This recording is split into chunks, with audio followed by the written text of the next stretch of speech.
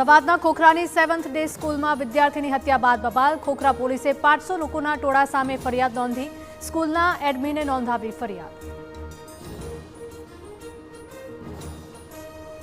અમદાવાદના ખોખરાની 7th day સ્કૂલમાં વિદ્યાર્થીની હત્યાને મામલે આજે પૂર્વ વિસ્તાર બંધની જાહેરાત. વેપાર ધંધા સહિત શાળાઓમાં પણ બંધનું એલાન.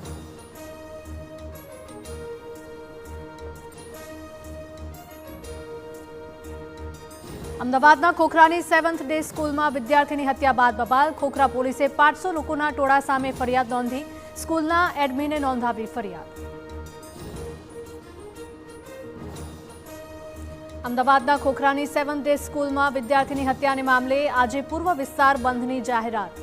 વેપાર ધંધા સહિત શાળાઓમાં પણ બંધનું એલાન.